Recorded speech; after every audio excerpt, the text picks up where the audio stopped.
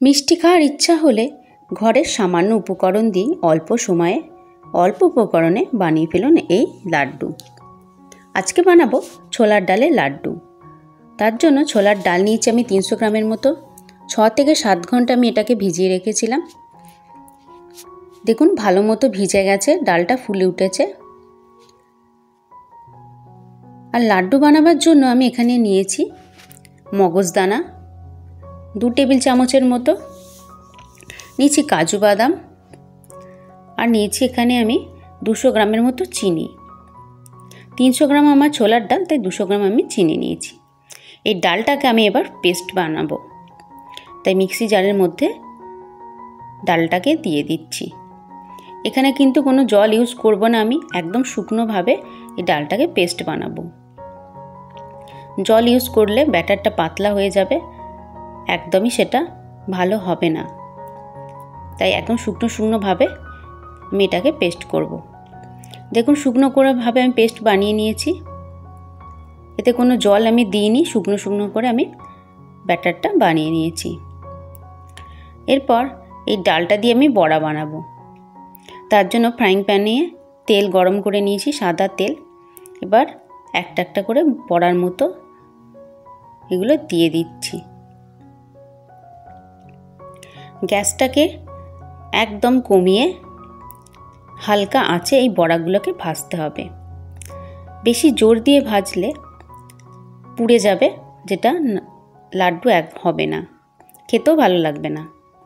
তাই গ্যাসটাকে একদম কম করে দিয়েছি, দিয়ে কম আঁচে আমি এটাগুলোকে ভাজছি, বড়াগুলোকে। একদিকটা হয়ে গেলে উল্টে দেবো আরেক দিকটা হওয়ার জন্য।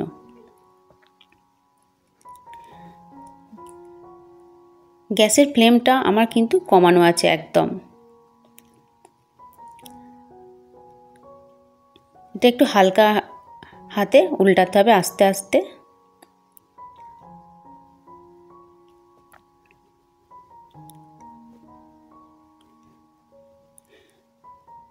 তো আমার এই রান্নার ভিডিওটা আপনাদের কেমন লাগলো জানাবেন কিন্তু কমেন্ট করে। আর কমেন্টে জানাবেন কে কোথা থেকে দেখছেন, তাহলে আমার সুবিধা হবে আপনাদের ধন্যবাদ দিতে। কিছুটা বড়া আমি ভেজে নিয়েছি, তো বাকি যে ডাল বাটাটা ছিল সেটা দিয়ে বাকি বড়াগুলো আমি ভেজে নিচ্ছি।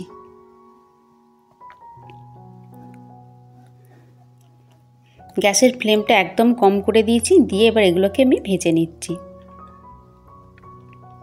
দেখুন বড়াগুলো আমি তুলে নিয়েছিলাম, প্রথম দিকে যেগুলো ভেজেছিলাম বাকিগুলো ভেজে নিচ্ছি।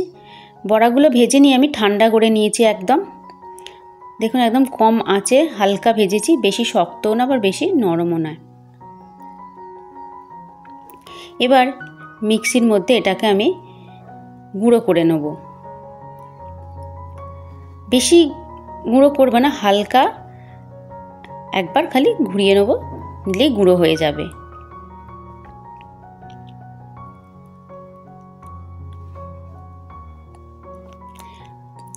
অন্য একটা আমি কড়াই বসিয়েছি, সেখানে এবার যে চিনিটা নিয়েছিলাম সেই চিনিটা দিয়ে দিলাম। যে বাটি মেপে আমি চিনি নিয়েছিলাম সেই বাটি মেপেই আমি জল দিয়ে দিচ্ছি।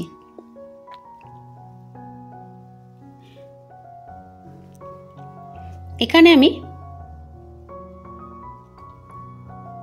ডালের গুঁড়োটাকে রেডি করব। চিনিটাকে ভালো মতো গলিয়ে নিচ্ছি।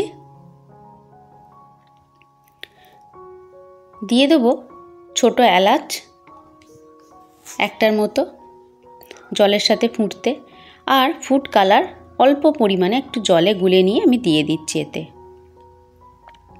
এবার এটাকে ফুটতে দেবো।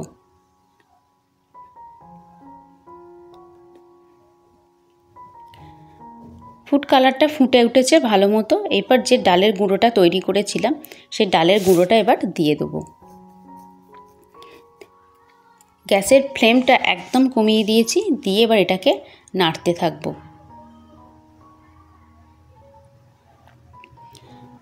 একদম এটাকে ঝুরঝুরে করে নেব।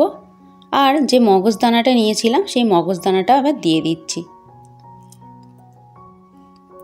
আর দিচ্ছি একটুখানি ঘি।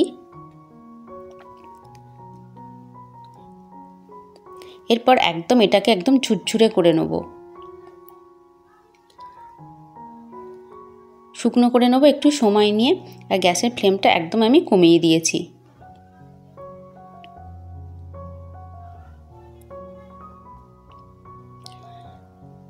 দেখুন একদম শুকনো হয়ে গেছে ঝুরঝুরে, তাতে লাড্ডু পাকাতে সুবিধা হবে। তো রেডি আমার লাড্ডুর বানাবার জন্য। এবার আমি এগুলোকে লাড্ডু বানাবো। আমি প্লেটে ঢেলে নিয়ে চলে এসেছি। এবার এগুলোকে আমি লাড্ডু বানাবো। হাতের মুঠোর মধ্যে ভালো করে আগে পাকিয়ে নেব। পাকিয়ে নিয়ে এবার গোল গোল করে শেপ দেবো।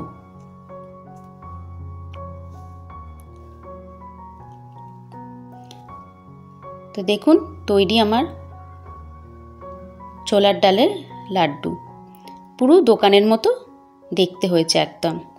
তো আমার এই ভিডিওটা কেমন লাগলো জানাবেন কিন্তু কমেন্টের মাধ্যমে। ভিডিও যদি ভালো লেগে থাকে তো please like, share and comment. আরও রান্নার ভিডিও পেতে আমার এই চ্যানেলটাকে প্লিজ একটু সাবস্ক্রাইব করবেন। সাবস্ক্রাইব করে আমার পাশে থাকবেন। আপনারা সবাই ভালো থাকবেন, সুস্থ থাকবেন, আর আমার পাশে থাকবেন আর আমার সাথে থাকবেন।